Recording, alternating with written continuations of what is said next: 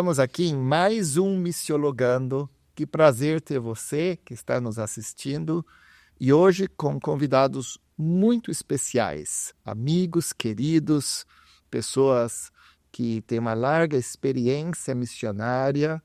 E eu quero dar as boas-vindas aqui a Mrs. Ruth e Mr. Steve. Hello. E hoje nós vamos ter uma novidade. Vamos fazer essa entrevista em inglês, mas você vai poder nos acompanhar com os subtítulos em português.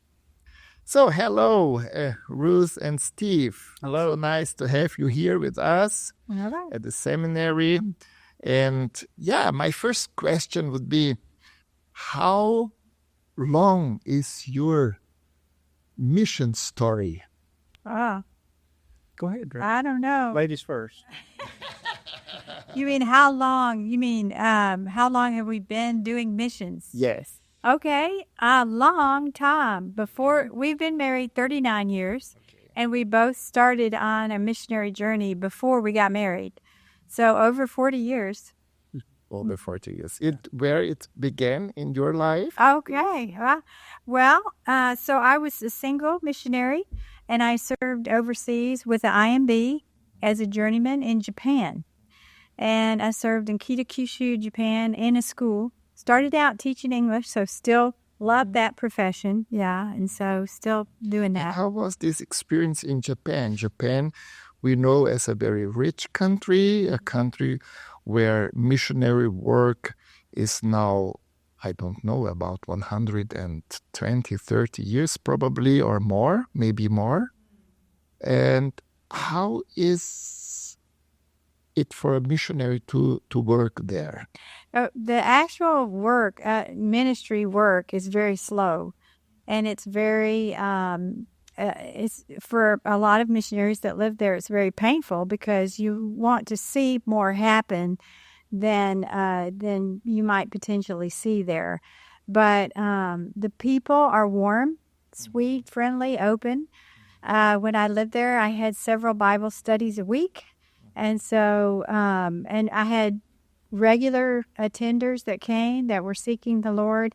And I think at that time, that was years ago now, it took quite a while for a person to move down the pathway to accepting Christ as their Lord and Savior. So a long relationship to Japanese people.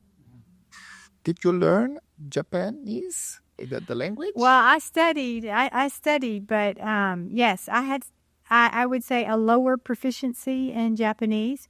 One of my teachers told me that she could understand me, but that I was very jumbled up.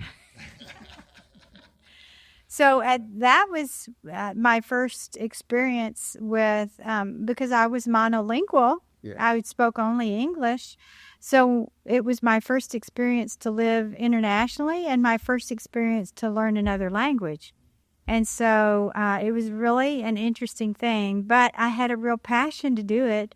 So in the college there, I asked them if I could speak in chapel in Japanese. And so I worked for months prior to speaking in chapel in Japanese. And I was one of the few missionaries there at the time that was able to do that. And so I think it's a harder language, but I was trying to fight through as best I could, yeah.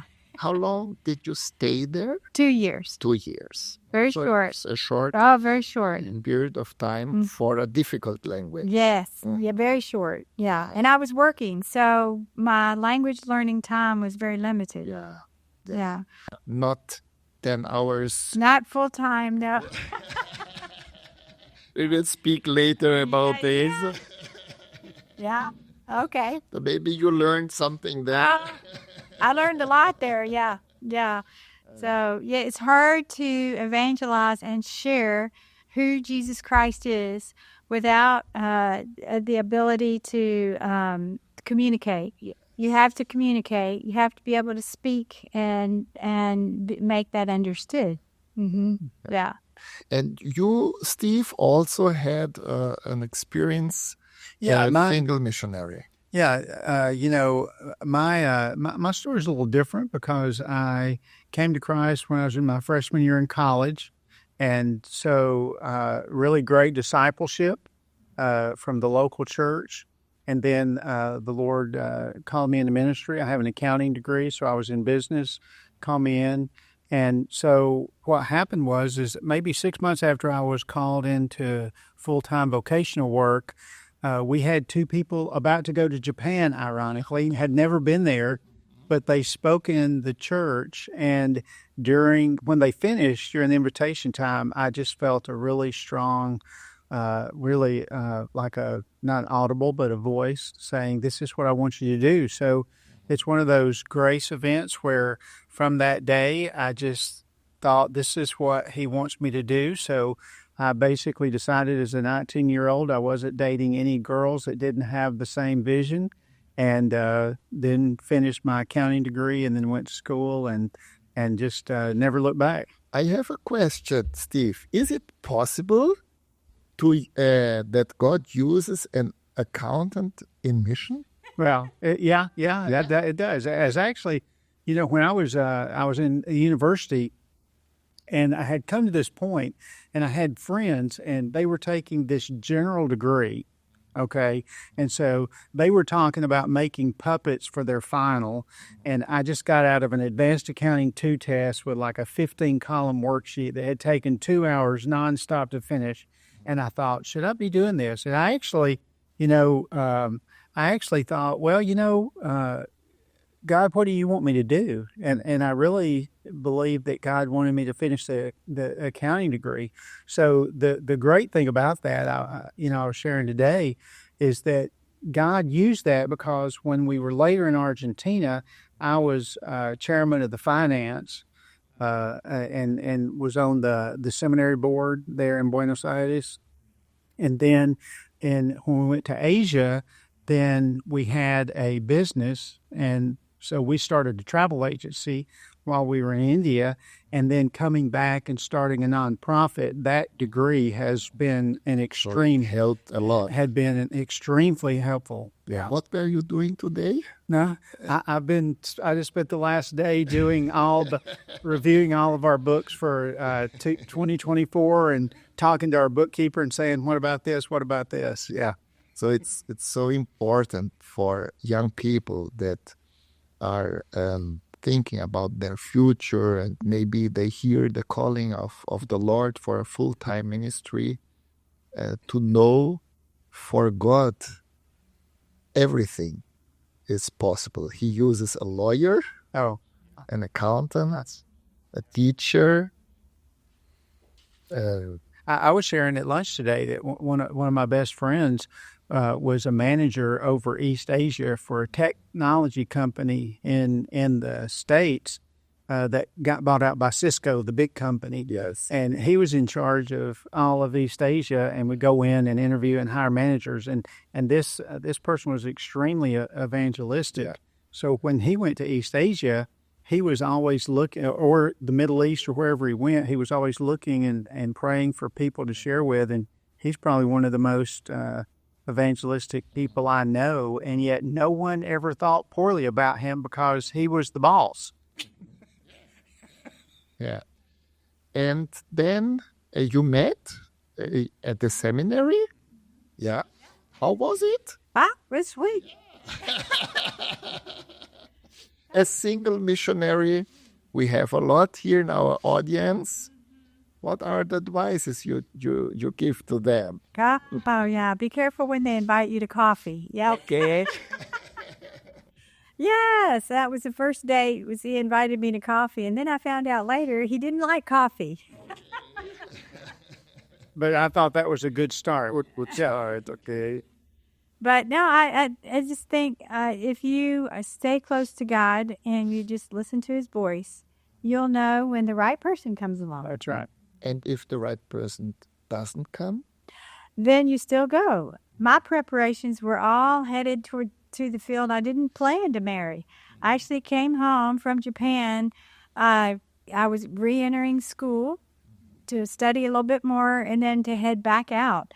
And so I actually received an invitation to go work overseas when I just met Steve, and I would have taken it had I not met him. But I told the administrator, I said, well, I'm going to decline this offer because I met somebody. I want to see what happens. Sometimes when I talk here to students at the seminary, single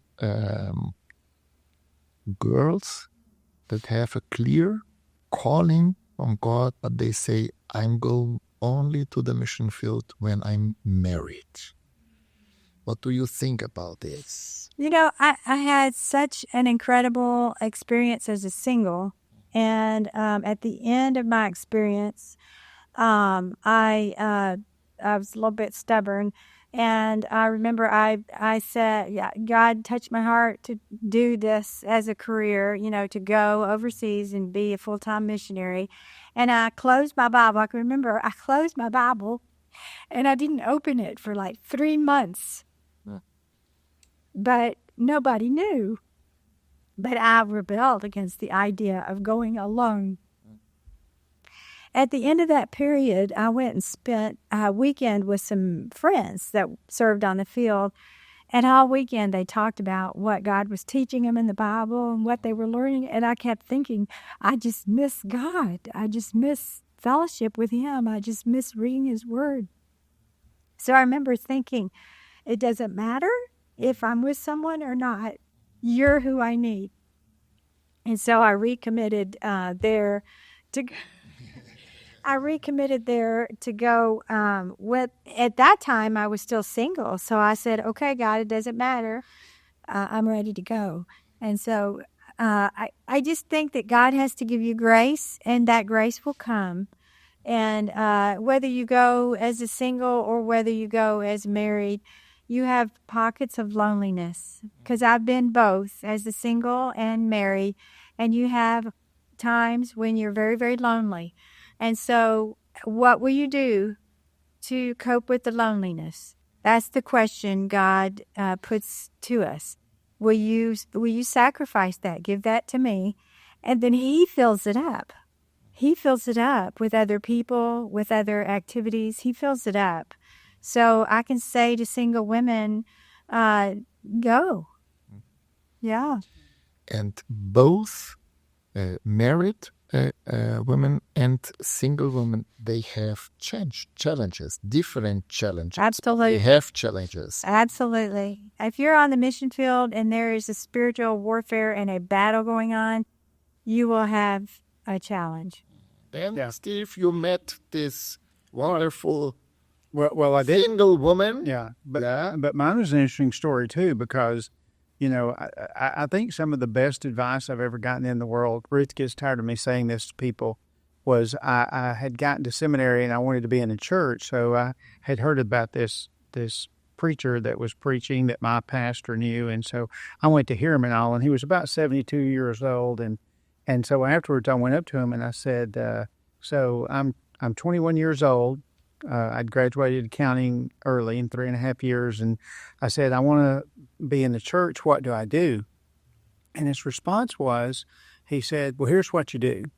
Every morning you get up and put yourself on the altar. And when God is ready, He will place you where He wants you to be. So how does that, in this conversation, what happened is that I found that in these 45 years of knowing the Lord, that's the thing that it doesn't matter how old, how young, you get up every morning, you put yourself on the altar. So related to being single, I dealt with that as well. And the humorous thing about God sometimes is about a week or two before I met Ruth, I had come out of my room with my roommates and said, I believe God wants me to be single. I'm going as a single. And then after I declared that openly, then here comes Ruth. Right. Then you met, and your first ministry together was in Argentina? No. No? We went to the Northwest in the United States. You had to have, at that time, at least 2 years practice. So we planted a church in Billings, Montana in the Northwest. So you had your first experience together. Yes. Was in the United States in church planting or as church pastor? No, church planting. And why? Why you did this? At that time, the agency required you to have 2 years experience. Now, it didn't have to be planting But, it was one of those things where when I finished, we had 3 opportunities, and this is the one that really, as we prayed about it, this is the one that the Lord wanted us to go to. Steve, in our life, we did the same road. First, to have an experience in a local church, in the leadership of a local church, and it was so important for our journey. It really was. Because you learn a lot about people, about ministry, about you, yourself. And it was a lonely time for us. And, we always tell people the first culture we crossed was not going to Argentina. It was going to Montana. Yeah. Because, and you all know that regions of Brazil are very different. Yeah. You're not seen as an insider. So Montana is a state without a lot of people. Yes. It's an empty state with a lot of nature. Yes. A lot of barriers. Very beautiful. And the people are very independent. Yeah. So coming from the South, which I know most North Americans are seen as independent, but within the U.S., Southerners tend to be more relational. But in Montana, the people were very, very independent. Leave me alone. And how long you stayed there? We were there 4 years. 4 years. We were there 4 years and established that, and had our oldest son and second son were born there. They were born. And during this time. And part of that, again, goes back to just following step by step, because during that time we lived 2,500 kilometers from our parents. So when we were in the process of going overseas, so then the organization said, well, you've already left home. We're not worried about that. We have the same experience here with some students that plant churches in the Sertão region. So they are far away from their families, but they are still in Brazil. They get this experience in church planting. They have to adapt in another region, other climate, but they are still in Brazil. Right. So it's easier to handle with these things like culture, language, and things like this. Nice, very interesting. And then Argentina. And then we went 1 year to Costa Rica to learn Spanish, begin learning Spanish. That's the wrong language. You should learn first Portuguese. Yes. Yeah. Okay. Yeah. They say that the Spanish is the language of heaven, but, I don't agree, because the Pope is Brazilian. Eh? Right. Yeah. Okay. No? So, the good news is in heaven we'll all understand each other, whatever that is. So that's a good thing. Okay, 1 year for language learning.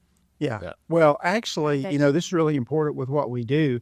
We had a year of language school, but the second year in Argentina, our organization basically said half of your time has to be done on language and culture. So we had the year of language school, but then the second year, we had to have so many hours of tutoring. We had to go to all these cultural events and ask questions. So it actually was 2 years, and that's, we think that's one of the issues a lot of times with organizations and agencies is they try to make it too fast. And so the people do not get in at a sufficient level or as proficient, as Ruth would say, in language, because they just don't give it the time it needs. And in Argentina, you were involved in church planting there? Yep. Almost. Yeah, in what region of Argentina? We were in Mendoza, Argentina. Great people. We had a wonderful experience. At that time, the hardest thing we ever did was leave Argentina, that God would lead us to go somewhere else, but it's to put yourself on the altar. But we, first term, we planted a church with a local church. And then the second term, because we had done that, we actually trained about 58 people, and they planted 15. They started planting 15. So you stayed there for 7 years. 7 years. 7 years. First church planting and then training of church planters. Yes. And what was your work during this time, Ruth? Well, I was having children. Yeah. And so... How many children do you have? So we had two in Montana before we left, and then we had a daughter, a third child, in Argentina. So she was actually born there. So you have an Argentinian girl. Yeah. She tells me that. Sometimes she says I'm Argentine. Sometimes she says I'm North American. So we let her decide. But yeah, so those early years, I accompanied him in ministry, maybe taught children's classes and did different things in the church plants. But I was very much involved in raising children. Yeah. And did you do homeschooling or in local schools because they were 7, 8, 9 when you left? No, Argentina? We made a decision as a young couple to put our children in national schools where we lived, just for them to be able to develop the language of where we were, so that they would develop friendships, adjust, and be happy. It wasn't that we didn't want to homeschool. We did do 1 year of homeschool prior to a furlough in the United States, so that they would have a good enough grasp of English so they could be successful in the schools in the U.S. But they actually, in their younger years, spoke Spanish better than they did English. So our rule... At home you spoke English, and at school and with friends Spanish. I was about to say that. At home, unless we had a visitor, we spoke English. Okay. If a visitor was in the house, we spoke only Spanish out of courtesy to them. Yeah. And then when we were outside the home, I spoke all Spanish. Yeah. And so that was one of the things that prompted our development. Was we made a very intentional decisions about predominantly Spanish, but we didn't want our children to not have English because their grandparents and their aunts and uncles all spoke English. So we wanted them to be bilingual. I have the same experience as children. My parents did the same. German in the family and Portuguese. The first year Spanish when we were with other people. Yeah. Well, and at that time, we just assumed that we would be in Argentina all of our lives. Long time. I mean, we expected to do that. You know, we expected to be there. Before we come to this next change, I want to ask, how was it for the kids with the school when they came back to the States? So that's a great question, because a lot of times kids can go up or back a grade. Our kids, because their dominant language at the time was Spanish, struggled with English. So our kids, actually, we entered our son into, was it second grade, and we put him back to first grade. So we had to put him back a year. Yeah, but we found that it fluctuated as they grew according to their ability in English. So we weren't super worried about that, that we had to put him back. We were more concerned that he have a positive experience and learn to love his own country. A lot of times missionaries love their country of service, and they, we have a tendency, we did, to talk about how amazing it was so that our children would love it and embrace it. And so there would be criticism going home. So we made sure we didn't want that. We wanted to say it's okay to love our country of service, but it's also okay to love our home. And so we wanted them to have a good year in school so that they had a fond memory for the next furlough. Mm-hmm. And God blessed them. Did they study? Did they have a good job today? Yeah. They grew up. They all loved Jesus. That was our point.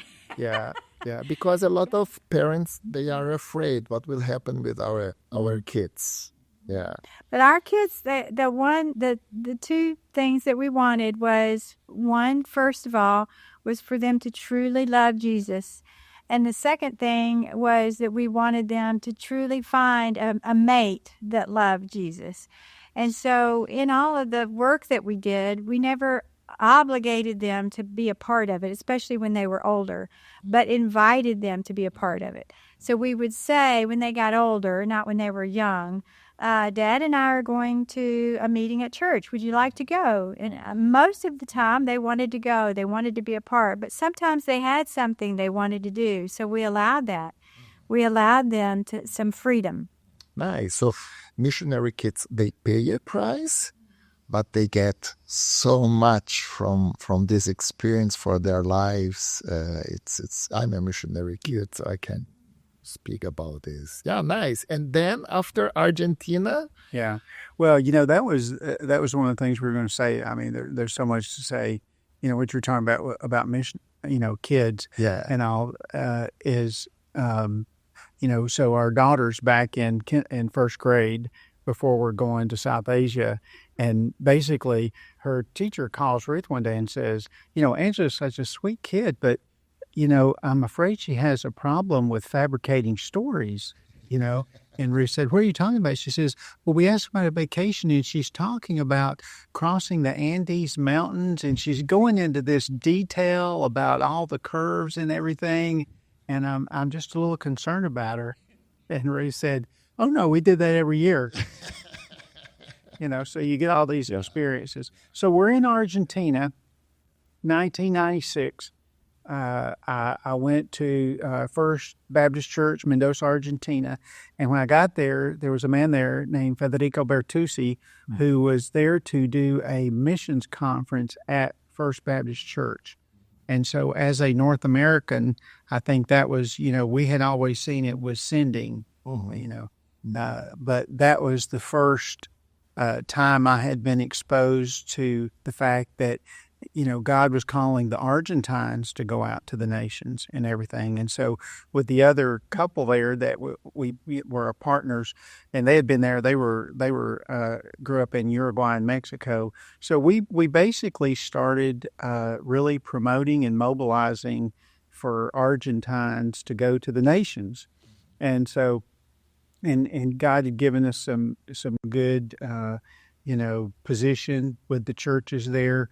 And so as we're doing this, then God begins to deal with our hearts that, I am calling them to go, but part of it is I'm calling you to go to. And at that time they talked about it was actually before the 1040 window was even known. It was the World A, World B, World C. And so God began to deal with us to go to a more unreached part of the world. And so that we dealt with that for several months. That was a little scary because we told our leadership, if you could send us anywhere, where would you send us? And they said, Calcutta, India. And really that call was probably the most interesting one because the call was to go to a hole and where there wasn't. There was a great need in the work. And so like Ruth just said, we basically said, they said, well, where do you feel you need to go? And we said, will you tell us where you want us to go? And they were like, are you serious? And we said, yeah. And they said, so let's go to Calcutta. And we said, okay. It's so a different country now, from Argentina to India. It's another religion, other language, other culture, and totally different in the mission work also. A lot of things are happening in India. Can you tell us a bit what you have seen or you see now in our days in India? Let me, if I may, I want to go back to what you were talking about because I think this is important for people, in today's world. Every time we went somewhere, we never went there before they decided to go. But no vision trip. No vision. We went completely blind. No experience 1 year. If I like the food or the nothing, climate. No place. We didn't have the money.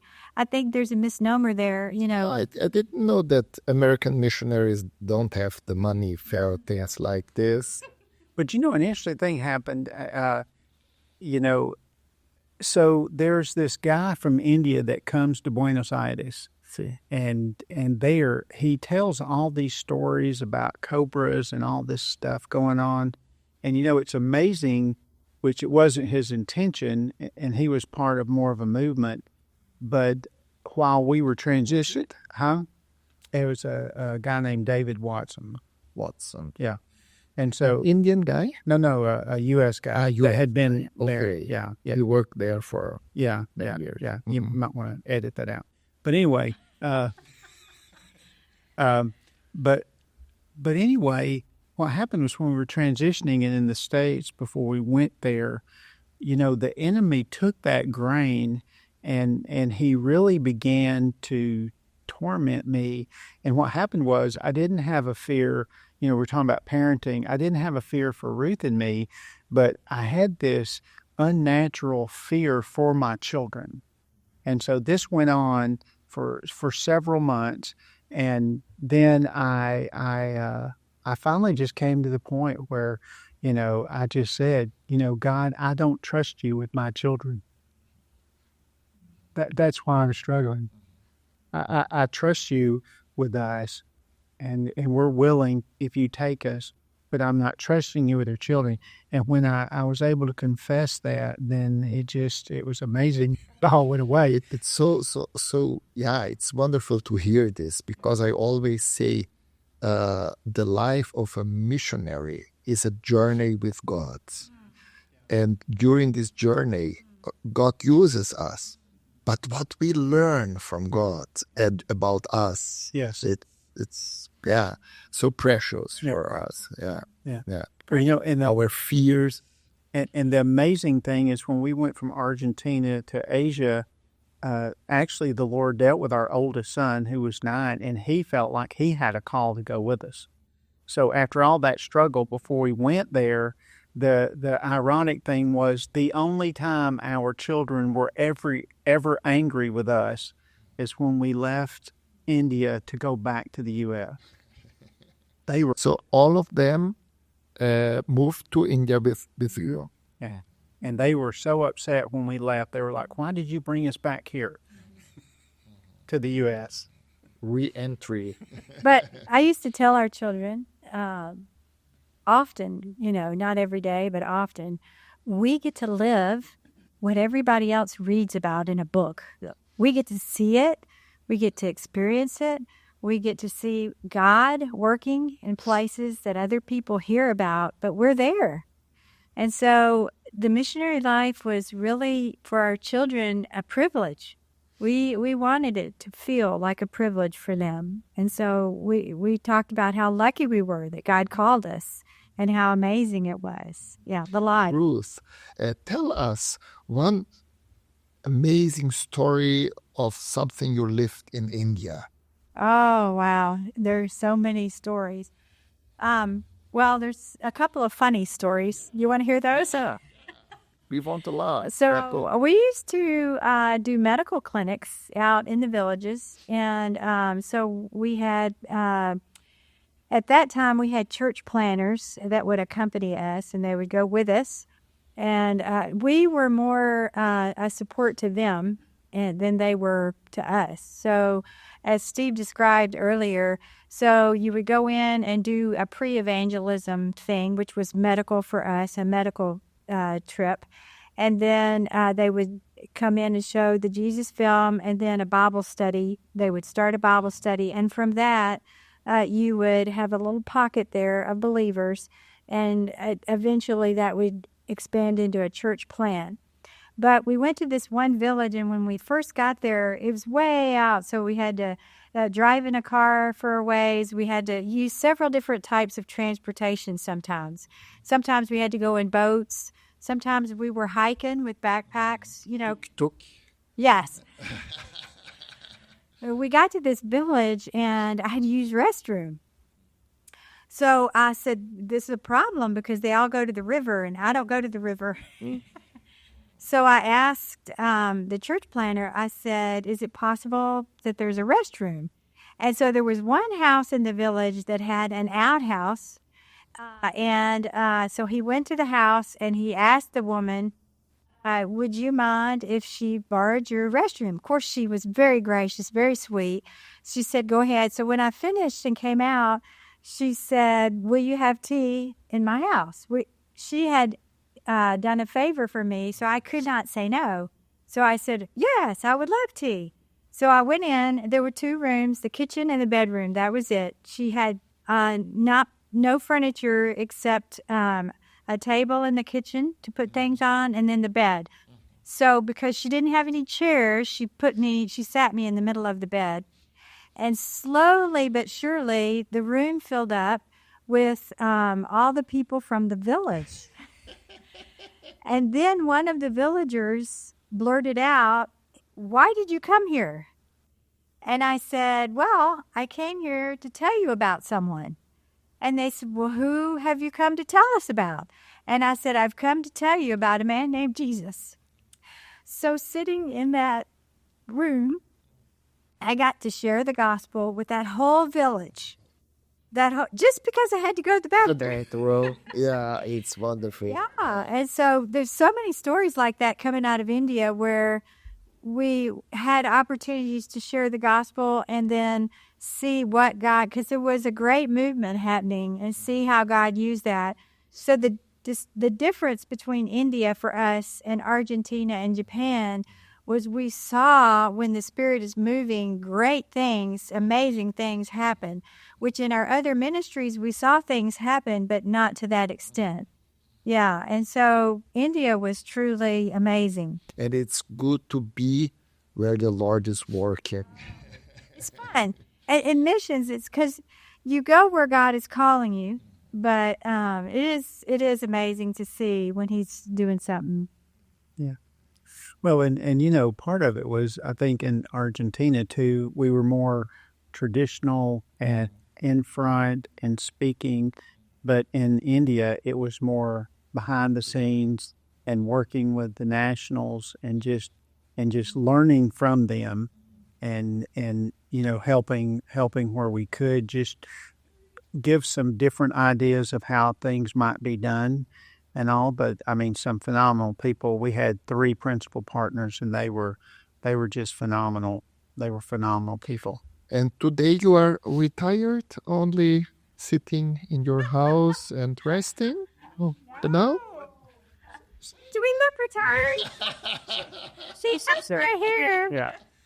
So we started out mobilizing Argentines. So then when we get into Asia, we meet all of these Latin Americans. Actually, the first person we ever met in Calcutta, India, was a single Brazilian named Ana Maria, who, as far as we know, may still be there. She married an Indian pastor, and she played the guitar. That's what we remember, and just very expressive.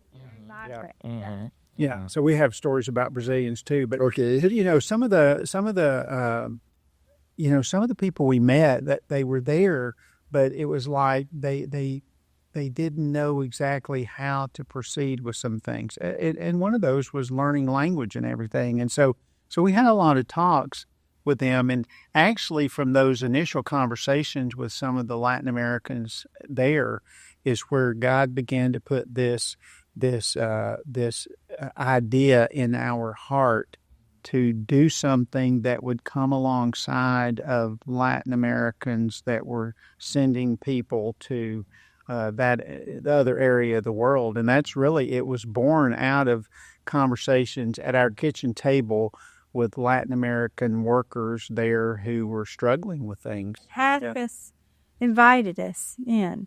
Please help me. Can you help me with this? Invited us in, really. And so, Yeah. we felt very... So what were these most important things that Latin American missionaries struggled? Mm-hmm.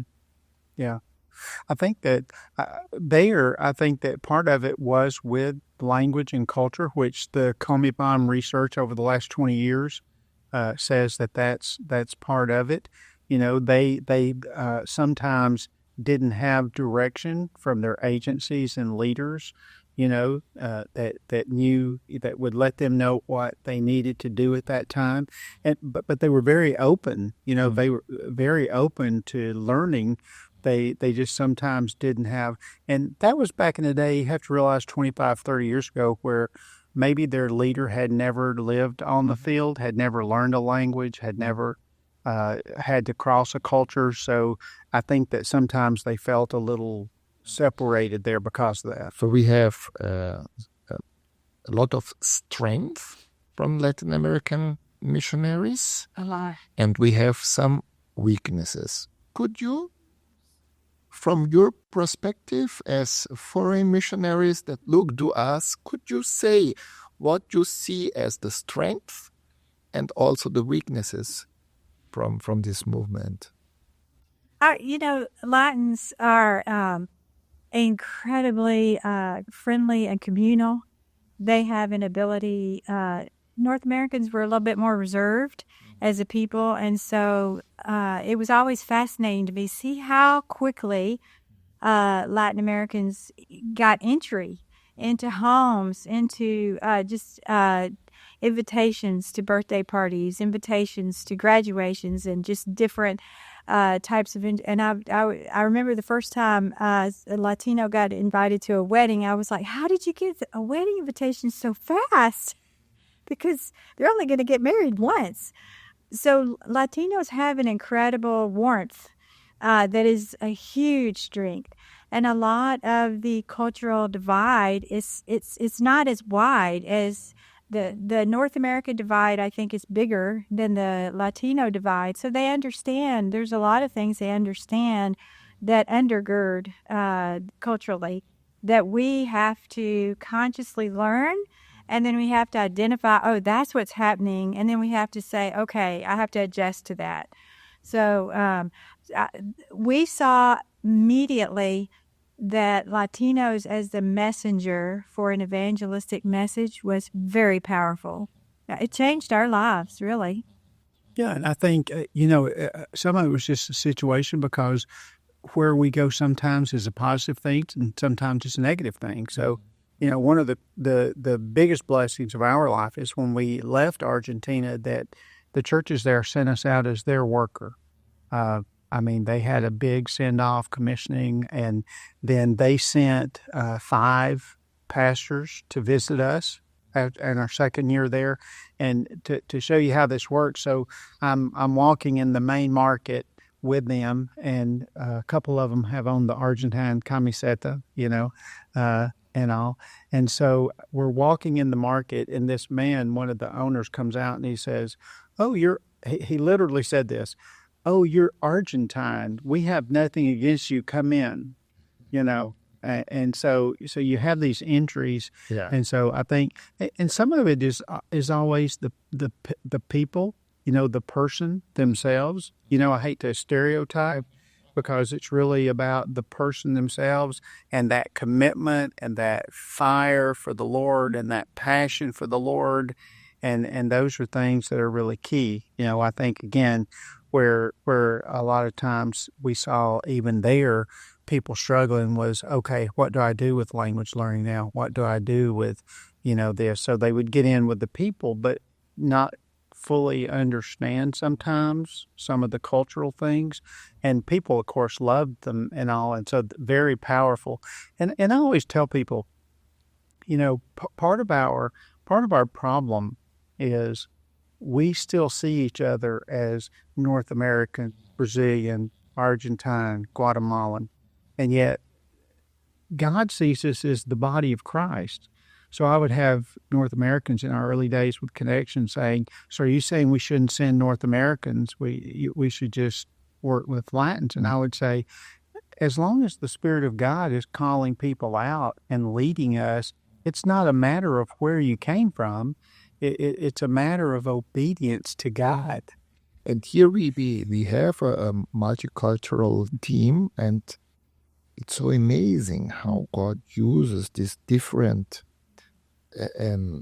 ways to understand and see things, and it's so it's amazing and powerful. Yeah.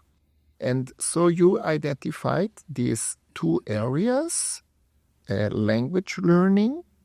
Yeah, most of our Brazilian people are Latinos are monolingual people. Our English is not so good. Not my too. You're doing great. Yeah, but I'm at Connection training English program. Yeah. But we didn't notice it. We noticed it, but we didn't really identify it then. Okay. We just had this thing in our heart to do something. So when I look at it now, I don't even know. I told Ruth and I have talked. It's almost like the grace of God just carried us along, because I now I look back and I think I just can't even imagine doing that. But we just wanted to do something to help. We didn't have great ideas. We just obeyed. Yeah. It's not like we had these great ideas and then said, wow, let's do this. We just felt that God was saying, do this. And so we said, we don't know why, but we should do this. So I don't think that missionaries should ever feel like they have to have some special... The solution for everything. You're right, because we sure didn't. We said for 39 years, we're not sure what we're doing. And now you are sure? But again, you just get up every morning and put yourself on the altar. And so you researched about this specific problems. Well, so I would say first, and then you can share how this happened. So what we did is we came back and we didn't even know. We just knew that we needed to do this. So I was working on a doctoral project. And basically, I did it on partnering with Latin America and sending workers. And so there wasn't a lot written at that time. So what happened was I was able to actually interview some of the leaders and say, okay, teach us. So basically, my project for my doctoral work was basically how to partner. And the information came from the leaders in Latin America, which I didn't realize at the time, but gave us relationships with them as learners. Yeah. And then at first, we actually were focusing on doing partnerships between U.S. and Latin America. And God just opened the door for us to have this series of 4 partnership summits. And the Lord opened the door for us to meet Omar Gava, who was the director of training. And so we had 4 events. Omar would basically invite one person from about 14 or 15 Latin American countries that go to the U.S. We'd invite some churches, and we would just sit there, everything translated, English, Spanish, talking about what partnership looked like. From that meeting, the Latin American leaders defined language and culture to us. And that's what got us on the line. Really, like Ruth said, it's not that we thought this. They defined it. And because of her background in language, at that point, we shifted what we were doing to go from partnerships to language. Yeah, and all of my degrees are secular. So in my mind, I thought that we would be home for a little while and go back overseas. So I pursued the degrees to be able to go back into the academic world. It would allow us to go into perhaps a closed country and give Steve freedom to do ministry. And when I started down that path, then the invitation came, will you help us? We're struggling with language and culture. Will you help us? So I would say all of what we've done has been through these invitations and discussions from Latinos. It wasn't our idea. Yeah. Maybe Ruth or Steve, in 1 minute, what is connection training? So basically, at that point, it was how do we partner alongside of the Latin American movement? And then what it became was, from this definition, Ruth actually opened a language program in Georgia in the United States, and people would send workers headed to the field to learn English, but not just English, but also how to learn any language. We realized that even though we were... So it's acquisition, a language acquisition methodology. So it was basically English, but also language acquisition, and we put culture on it because people needed to try to understand North Americans that were coming. So, but then Ruth and our son were at a meeting in Panama, Comibon meeting, and we had talked about, but we're helping some, but it's not making a shift. What really needs to happen is to train Latin Americans in the organizations to set up structures for language learning. And that's why in 2020 we shifted to a right now what we do is we offer a tool to train language facilitators for organizations and field teams to set up that structure so that you can. This is your main objective now, to train facilitators and different mission organizations that can train their missionaries in language acquisition and also culture understanding. And I would say quickly that we do that, but our courses are for anyone learning language. It's not just for missionaries. It's for professionals that are living overseas, that see a need for language, that see a need to understand the culture. So both of our courses, if you go online, they are secular courses that can help any person that's crossing a culture. How people can have more information about this training program? Well, I think the best thing to do is just contact us.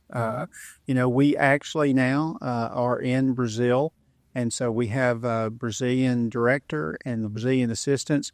We actually now, the training that we do that, Ruth, I think it'd be good for you to explain, is all done in Portuguese, Spanish, and English, because we're helping Africa now, a couple of countries in Africa. Do you have a homepage or how people can connect? It's just connectiontraining.org, CONEXION training.org. Caleb, abraço para você aí com a equipe. Eu sei que você vai estar assistindo. Espero que muita gente ligue para você e faça aí as inscrições para o próximo curso. They have different courses during the year, all the time, beginning new courses. And it is true. The team here is amazing. And Caleb Mubarak is our director here and has done a phenomenal job. Yeah. Nice. I think if you took the course, you'd be very happy. Yeah. Explain a little bit. Can she explain just a little bit about the 4 courses quickly? Okay, encapsulated. So the language course helps a missionary understand how to put together a study plan. Any cross-cultural worker.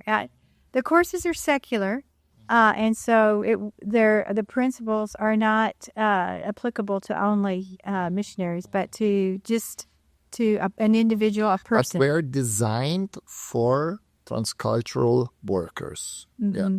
That was our heart, was we wanted missionaries to be successful. And so in their language learning. So the language course is for them to be able to put a study plan together and all the components necessary for that person to have success in a new language. Then the culture course, you want to explain that? Yeah, the culture course is just how you can learn to understand and relate well to people of any other culture. And we use several principles, but one of the principles is from the Center for Cultural Intelligence. Mm-hmm. And basically, it's just a process of how to become a lifelong cultural learner. Course number 3 is how to be a facilitator. So how I could work as an individual on a team or with my organization to help others in the process of language learning. Course number 4 is an assessment. So a lot of workers might say, I've been on the field for a while. I don't know if I'm any better or not. An assessment course would help them understand how language can be measured and what their progress is and how to improve. Yeah. So you have 4 courses. The first 2 ones are for everybody, and course 3 or 4 are for the facilitators. You have to be recommended. And, I think one of the misnomers that we have that we were in Nigeria in April, and so Ruth is talking about language learning from every time you leave the house is a language lesson. So afterwards, one of the leaders in Nigeria came up to us and he basically said, I get it now. Language learning is ministry. Yes. So most of the time we have this error of thinking that it is preparing us for. But when you're learning the language, you're actually out practicing and building relationships. And if leaders could just make that shift, that it's not about just spending 3 years in a classroom with grammar. It's out with the people, and it actually is a part of your relating to people. And what are you doing now here in Jean Pessoa at the Juvep Seminary? Well, it was wonderful. How long ago was it that we met? 3 years? It was November 2022. It's very rare for a seminary to want a language program as a component to all of their academic pursuits. And so when you talked about having a language program here embedded in Juvep for not just the sake of local people, but all of Brazil and beyond, even Spanish-speaking, that was phenomenal to us. That vision was wonderful because what would that do? That would allow a student to come and study without huge cultural shifts and all the adaptation you have to do, focus on language, and really in a well-placed program. A good program, they've shown in research, is more important than immersion. Immersion provides good learning opportunities, but that's not the end-all. The end-all for a learner a lot of times is a good program. That's what Juvep has. Juvep has wonderful teachers, a wonderful director. They have all the components to help students move forward. So the idea is if you're not at home where you have all your obligations and all the speaking and everything that you have to do with family, if you're not on the field where you have constraints with ministry and all the obligations of ministry, you're in a neutral place and you have an ability to study, that's precious because you can focus on language, you can focus on improving on that. And if you need English as a bridge language, or you just need English to maneuver airports, or you need English to be on an international team when you arrive to the field, there are multiple reasons that missionaries define their need for English. And so I understand that Juvep, the wonderful thing is starting with English, but in the future potentially having other languages. And so that's a great gift to Brazil. So the idea is that people that are getting here a training in theology and missiology, but also in language acquisition and using English. Yeah. Yeah, and I would even say that if you're from other parts of the country and you want to go overseas and learn English, you could come up here just for the full-time language program. Because what Ruth is saying is we found for 2 years we had our training in the U.S. and a training in Panama, Spanish-speaking Panama. And so what we found was what she's referring to with the curriculum more important than immersion. Maybe you can put the photos here. Yeah, it's a good time for this now. Yeah, while you're editing, I keep trying to tell you not to use the M word, but you just keep using it. So, the thing that we saw is that the students in Panama, because they got enough practice, they were advancing at the same rate as the students in the U.S. were. So they were in a Spanish-speaking, immersed in a Spanish-speaking society, but they were learning English. So a lot of people say, well, how could they learn English if they were in Panama? Well, the program is what pushed them. Programs had all of the components, and so the data that we got from the Panama program was just as strong as the data we got from the English program in the United States. So if a person wants to do part-time or full-time, we love full-time English students, yeah. What would you say to a leader of a mission agency from America, from U.S., who wants that their missionaries learn Portuguese? Why would it be interesting to come here and learn Portuguese here, or for Brazilians to learn English here? Yeah. I would say again, Ruth is the expert here. Yeah.